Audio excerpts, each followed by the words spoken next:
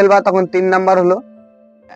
আবার আমি এই সিধা টানবো, তো দেখো ওই কিন্তু আর যাওয়ার কোনো জায়গাই নেই। এবার ও সিধা ওই 3 আর 4 এর মধ্যখানে থাকবে, নিউট্রাল পয়েন্টেই কিন্তু আছে। এরপরে আমরা আবার যখন 4 নাম্বার লাগাবো, তো 4 নাম্বার কোথায় আছে? পিছনে আছে, মানে সিধা এমন টেনে দেবো। এবার 4 নাম্বার এখান থেকে এরপরে যে 5 নাম্বার 6 নম্বর গিয়ার গুলো লাগায়, ধরেন নতুন খাল্লাসি এই প্রায় ভুলটা মাঝে মধ্যেই করে। দেখেন মজার বিষয় হচ্ছে যে এই এই গিয়ারটা কিন্তু অনেক সোজা, 3 আর 4 তো লাগিয়েই দিল, কোনো তো সমস্যা নেই। এবার যখন 5 নাম্বার লাগাবে তখন এর একটা নিউট্রাল পয়েন্ট আবার আছে। তোমাদেরকে দেখাচ্ছি, দেখো এখানে এই কত ক্যামেরাম্যান, এই 5 আর 6 যেমনটা ধরো 4 আর 3 এর এখানে নিউট্রাল পয়েন্ট আছে, এরপরে আবার কিন্তু 5 আর 6 এইটাও একটা কিন্তু নিউট্রাল পয়েন্ট। এই নিউট্রাল পয়েন্টে যখন তুমি এইভাবে হালকা করে বাড়ি দিবা, এরকম করে যখন বাড়ি দিবা, তখন এটা কিন্তু 5 নাম্বার নিউট্রালে, মানে 2 নাম্বার নিউট্রালে চলে এলো। এবার কিন্তু আর 3 নাম্বার 4 নাম্বার গিয়ার লাগবে না। এখন যখন 2 নাম্বার নিউট্রালে চলে এলো না, এরপরে তুমি যখন সিধা যাওয়া, এবার কিন্তু লেগে গেল 5 নাম্বার। 5 নাম্বার আবার যখন ওই 3 4 এর মতন টানবো, আবার কিন্তু ওই নিউট্রালেই থাকবে।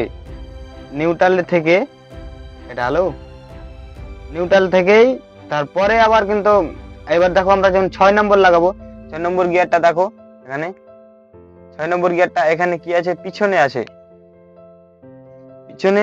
আবার যখন আমরা এদিকে দেখো পিছন থেকে আবার এইভাবে যখন পিছনে মারবো, তখন এবার লেগে গেলো 6 নাম্বার, এভাবে সোজা। আবার যখন 7 নাম্বার মারবো, তখন এই নিউট্রাল পয়েন্ট।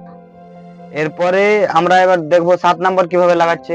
7 নম্বরে যেখানে ক্যামেরাটা দেখাও, এখানে এই পয়েন্টটাতে যখন আসবে, এবার 7 নাম্বার লাগাতে গেলে এইখানে আছে 7 নম্বর, তার মানে গিয়ারটা আমাদেরকে এইখানে টেনে এই ঘাটে নিয়ে আসতে হবে। তো আমরা এখানে দেখাও এমনি নিয়ে আসলাম।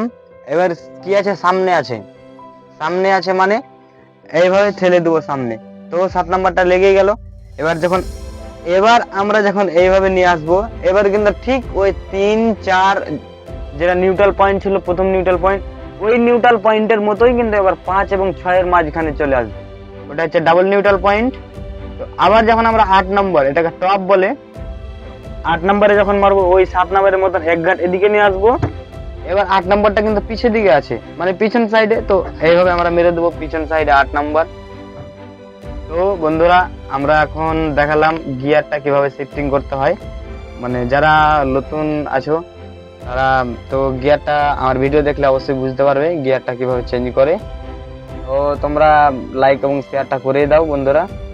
তো তোমাদের লাইক শেয়ার করলে আমি ভিডিও বানাতে আরো উৎসাহবোধ মনে করি, অথচ আমার ভালোও লাগে কমেন্ট টমেন্ট করলে। তো আর তো ওরকম কিছু বলারই নাই।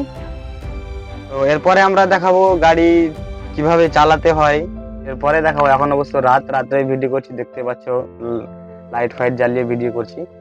তো নতুন খালাসি যেগুলো প্রথম সমস্যা হয়, প্রথম এই যে সাইডের আইডিয়াটা বুঝতে পারে না। সাইডের আইডিয়া বলতে তোমার বাম দিকের আইডিয়াটা বুঝতে পারে না, টায়ারটা হয়তো কোন সাইড দিয়ে যাচ্ছে ওই সাইডটা বুঝতে পারে না।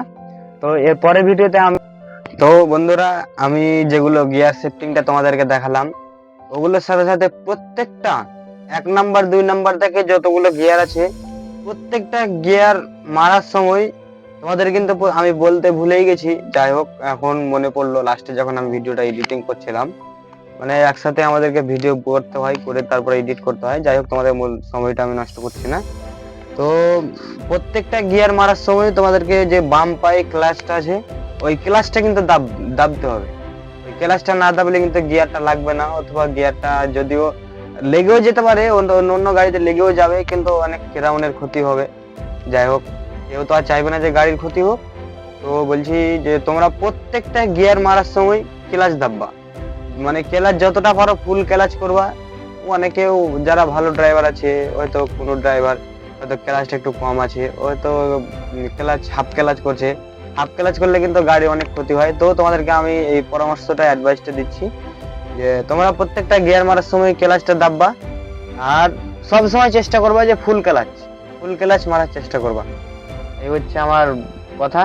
তো বন্ধুরা, থাকো ভালো তোমরা, এবং আমার চ্যানেলটা লাইক করে দাও, শেয়ার করে দাও, এবং তোমার অন্যান্য যারা নতুন খালাসি, নতুন ভাই ব্রাদার যারা গাড়িতে নতুন যাচ্ছে, তাদেরকেও ভিডিওটা শেয়ার করে দাও। তো ওরাও যেন ঠিক কিছু বুঝতে পারে। ব্যাস।